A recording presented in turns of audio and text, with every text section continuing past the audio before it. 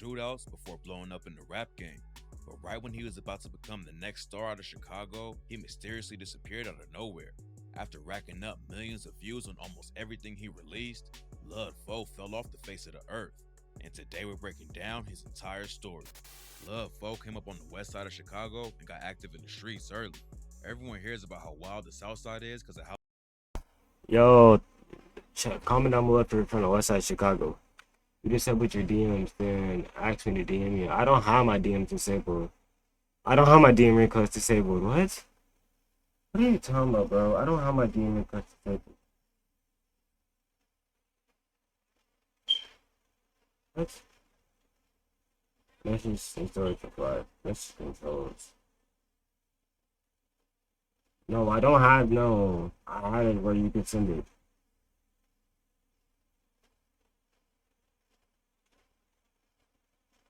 Yeah, I have it where you can send it. It's not disabled. I'm looking there right now.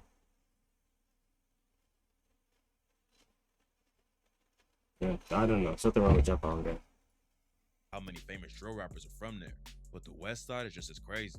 Foe has been rapping since he was like 4 years old, but it was a long time before he ever started taking it seriously. Back in the day, he was only focused on hustling in the streets and getting his money up, which led to all kinds of drama. He got booked for the first time after he got caught bringing weed to school, but that was nothing compared to the trouble he got into later. Foe was always getting in fights at school, and one time the situation got so serious that he caught his first real charge over it. One time, Love Foe was scrapping with another dude in the classroom, and a teacher came to break it up. But instead of just keeping them away from each other, the teacher let the other dude get some free shots on Foe while he was holding on to him. The teacher was cool with the dude Foe was fighting, and that's why he helped him out. But that's when Foe turned around and started putting hands on the teacher too. By that point, Imagine that you get into a fight at school, and then you punching on the dude, you beating him up, and the teacher friends with the dude, so the teacher holds you back and lets the dude get punches on you, bro. I'd be hot, bro. I'd be so hot. it turned into a huge scene, and even the principal got involved.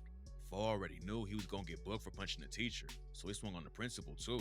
Getting arrested didn't calm him down at all though, and the next time Foe got into a fight at school, he ended up jumping out of a window to escape. It's not clear what the issue was about, but Love Foe smashed some dude with a chair, and the teachers locked him inside the classroom. Foe knew the cops was on the way, so instead of getting booked again, he just jumped out the window and ran home. Having some drama at school is one thing, but Foe was going through some real issues in the streets at the same time. He told DJ Vlad, Like, how old were you when you first got shot at? I get it. It could be my phone, I guess. I don't know. Can you DM me? Bro,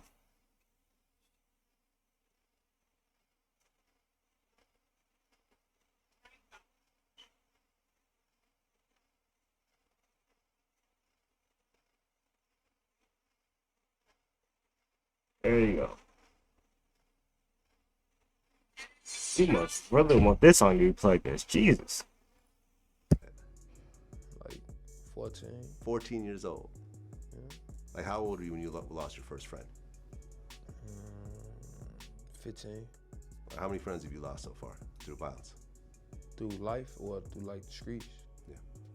Can't even count. Foe never went into a lot of detail about his early life in interviews, but on tracks like My Life, he let fans know how tough the streets were with bars like, "Used to cry so much, made it easy for me to sleep. Mama tried, but when I'm in the streets, it's making her weak. Hold on, give me a second, this shit finna get deep. Went to school mad, now I'm locked up every week." Foe was always in and out of jail, and one time, the cops decided to put some extra pressure on him. Foe says he led him on a high-speed chase while he was on a dirt bike. It was a high speed though. I got in a high speed. A high-speed Police- chase. Yeah, they caught me. I was on a dirt How you get on a high-speed chase on a dirt bike? I ain't never heard of that before. That's different. Okay, that is different. I do not condone none of that. That is different. bike. And they beat the shit out of me. Oh, you got beat up. Yeah. How badly? It wasn't real bad, but it was bad though. Okay. Then took me to jail afterward. He never spoke on what the case was about, but when Foe was 15, he had to sit down for a year in juvie. Getting locked up turned out to be a good thing for him though. He ain't have anything else to do, so Foe was working on his pen game, writing 10 new songs every day.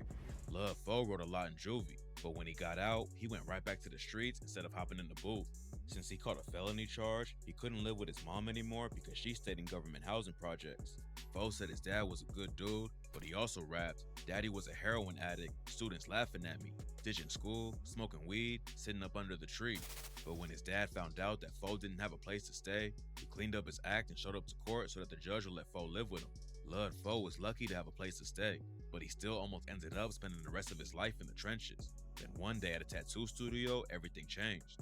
Fo was getting some new ink and talking to the tattoo artist about his music. Everyone around him wanted Fo to get in the studio and stay out of the streets, but getting a tattoo that day is what led him to finally trying it out. The artist told him that he had a producer named Kid Wonder coming in to get tatted, and Fo should link up with him. Kid Wonder had already been in the game for a while, and when he met Fo in the tattoo studio that day, they had an instant connection. The very next day, Fo walked up to his studio and they started laying down tracks together. Like, he like, man, Joe, you slide through tomorrow, fuck with me. I slide through.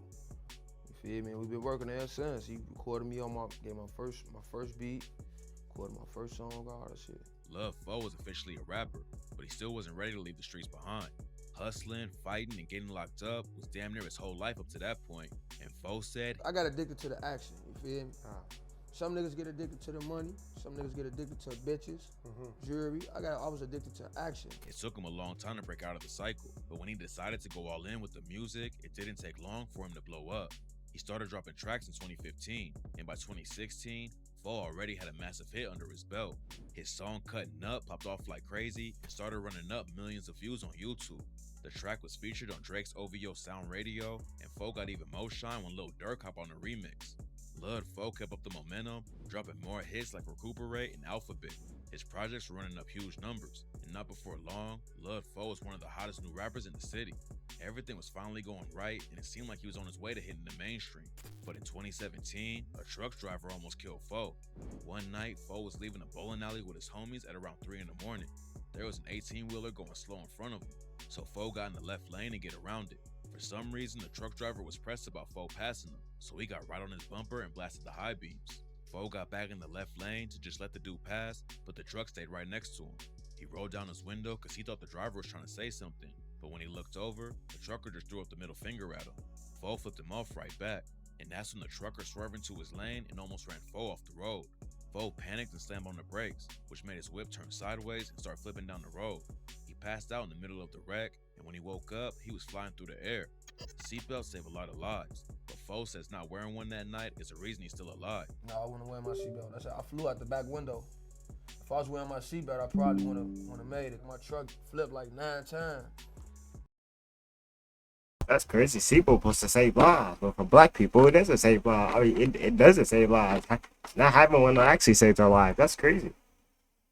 I didn't do things, bro. That bitch was folded up like a can, you know what I'm saying? I flew out the window like about, I want to say the fourth flip or like the third flip of the car. That bitch just kept on flipping, you know what I'm saying? So if I'd have had a seatbelt on, I probably wouldn't have made it because I'd have been stuck in the car, you know? Fo broke both wrists and had his jaw wired shut after the wreck, but he still wasn't slowing down. And just 4 days later, he was already laying down new tracks with his jaw wired shut. He dropped a new tape called Get Well Fo just a few weeks later, which proved to everyone how hard he was grinding in the industry. It looked like Lil Fo's work ethic was next level, and he didn't just want to get some shine for himself and leave everyone behind. He started a crew called Bucci Gang, which is named after his uncle who died, and Fo wanted to take everyone with him to the top. Fo had the fan base and talent to really go far, but out of nowhere, he deleted everything off of social media and disappeared. Nobody knew what was going on, and Fo never came out to explain the situation.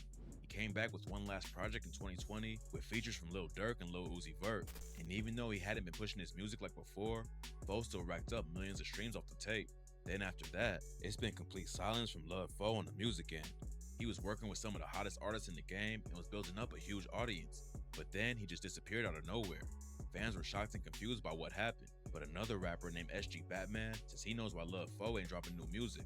SG Batman and Lil Fo was tight back in the day and used to link up in the studio too, but in 2021, Batman aired Fo out on social media and claimed that he's not coming back because Batman is the one who wrote all his verses. Cause I wrote half of the shit he talk about. I'm sorry if I ruined any one of y'all dreams and plans of the old Lil Fo coming back.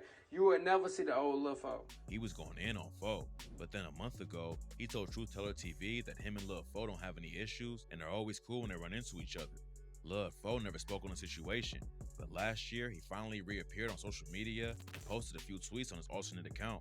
In July 2022, he posted a video of himself in the studio with the caption, "I'm back," but after that, he disappeared again and hasn't been heard from since.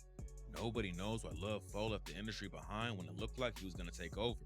It's clear that he still has fans ready for him to come back, but at this point, we don't know if he ever will.